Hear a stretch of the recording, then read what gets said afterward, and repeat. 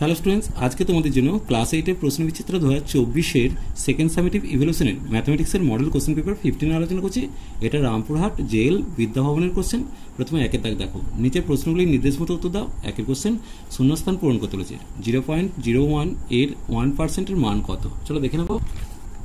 দেখো 0.01 এর 1% মানে 0.01 লিখলাম, গুণিত 1/100 করলাম, এখানে দশমিক তুললে নিচে 100 হলো। তাহলে 1 কত হলো? 10,000। তাহলে 4টের আগে দশমিক বসবে, অর্থাৎ 0.0001 হবে। এটা উত্তর। এরপর দেখো দ্বিতীয় কোশ্চেন, 50 লিটারের 30% এর মান কত? তাহলে 50 লিটারের 30% এর মান কত হবে? না 50 গুণিত 30/100 হবে। 0000 কাটলাম, তাহলে 3 5 15 লিটার উত্তর আসছে। এরপর দেখো তিনের question, a x square plus b x plus c রাশিমালাটিতে এক্স স্কোয়ারের সহগ। এক্স স্কোয়ারের সঙ্গে কি আছে? এ আছে। এক্স এর সহগ কে হবে? বি হবে। আর এক্স বর্জিত কত হবে? সি হবে। এরপর দেখো প্রদত্ত চিত্রে এ বি সমান্তরাল সিডি এবং ই এফ ভেদক। এক্স এর মান চেয়েছে। দেখো এটি যদি 60 হয় তাহলে এটা একান্তর কোণ হিসেবে 60 হবে। তাহলে এই দুটো কোণের সমষ্টি কত? 180 ডিগ্রি। তাহলে এক্স সমান কত হবে? 180 ডিগ্রি মাইনাস 60 ডিগ্রি, তার মানে 120 ডিগ্রি বেরিয়ে গেল। এরপর দেখো এখানে দিয়েছে প্রদত্ত চিত্রে পিওটির মান চেয়েছে। দেখো আর ও কিউ যদি 60 হয় তাহলে পিওএসটা কত? 60 হবে। তাহলে পিওটিটা কত হবে? না পিওটি সমান 60 ডিগ্রি মাইনাস 20 ডিগ্রি, সেক্ষেত্রে আমরা 40 ডিগ্রি পেয়ে গেলাম। এরপর দেখো একটা উৎপাদক বিশ্লেষণ দিয়েছে। প্রথমে অঙ্কটা টুকেছে দেখো। এবার ধরি এক্স প্লাস ওয়াই সমান হচ্ছে এ। তাহলে কি পেলাম? এ স্কোয়ার মাইনাস 5a মাইনাস 6। এখন 6কে ভেঙে 5 করবো, 6 কে 6, তাহলে 6 থেকে 1 বিয়োগ করলাম, তাহলে কি পেয়ে গেলাম? এ স্কোয়ার মাইনাস 6a প্লাস এ মাইনাস 6। এখন দেখো এটা যদি কমন নিই তাহলে এ মাইনাস 6 হলো, প্লাস 1 কমন নিলে এ মাইনাস 6। তাহলে এ মাইনাস 6 একটা উৎপাদক, আর একটা হচ্ছে এ প্লাস 1। তাহলে এর মানটা ফিরিয়ে দিলে পাচ্ছি এক্স প্লাস ওয়াই মাইনাস 6 আর এক্স প্লাস ওয়াই প্লাস 1। এরপর দেখো সেকেন্ড উৎপাদকটা চেয়েছে, চলো দেখে নেব। দেখো প্রথমে অঙ্কটা টুকেছি।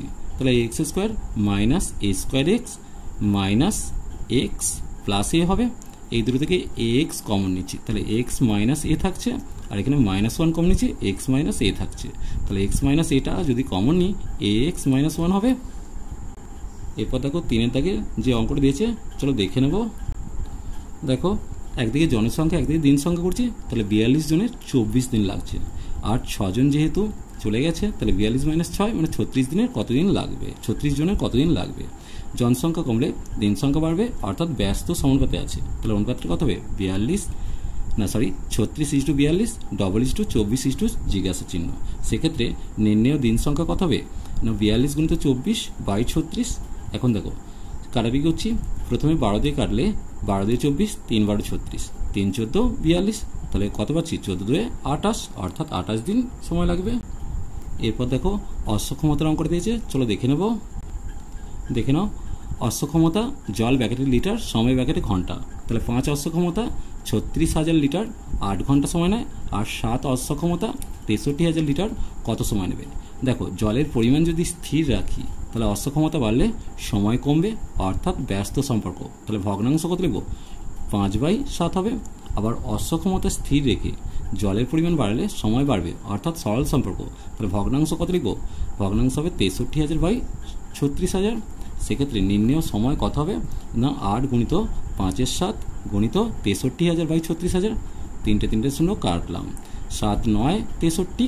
তাহলে 9 দিয়ে 4 9 36, 4 2 8, তাহলে কত পেলাম? 5 2 10 ঘন্টা পেলাম। এরপর দেখো হাওড়া স্টেশন থেকে যে ট্রেন বর্ধমান যাবে, তার মানে কর্ড লাইনের অঙ্ক আর মেন লাইনের অঙ্কটা চলো দেখে নেব। দেখো একদিকে কর্ড লাইনের দূরত্ব আর মেন লাইনের দূরত্ব লিখলাম। কর্ড লাইনে যদি 100 হয় মেন লাইনে 105 হবে। কর্ড লাইনে 85 হলে মেন লাইনে কত? দেখো কর্ড লাইনের দূরত্ব কমলে মেন লাইনের দূরত্ব কমবে, অর্থাৎ সরল সম্পর্ক। তাহলে ভগ্নাংশ অনুপাত কত হবে?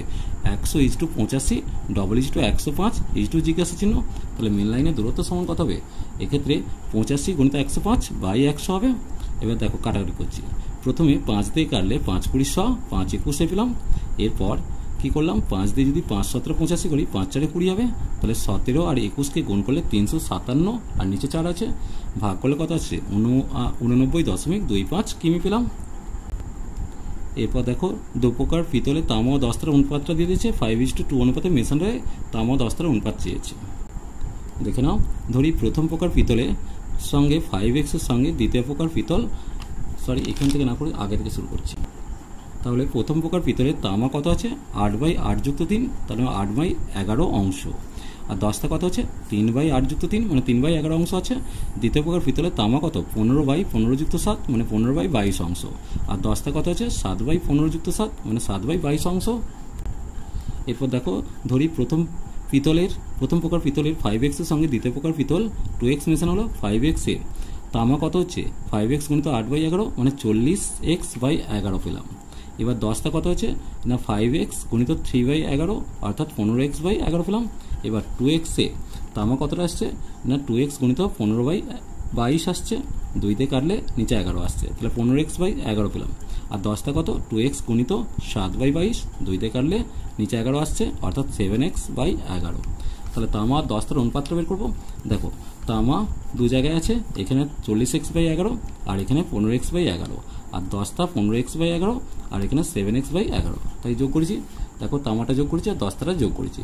এখানে 11 লসাগু হলে 40 আর 15 যোগ করলে 55x আসছে, আর এখানে 15x প্লাস 7x করলে 22x আসছে। তাহলে 11 উঠে হলো x উঠে হলো 55:22। 11 দিয়ে কাটলে কত আসছে 5:2। চলো আজ এই পর্যন্তই। নেক্সট ভিডিও নিয়ে খুব তাড়াতাড়ি হাজির হবো। ভিডিওটি ভালো লাগলে লাইক শেয়ার কমেন্ট করো, পারলে চ্যানেলটিকে সাবস্ক্রাইব করে নিও। চলো টাটা, বাই বাই।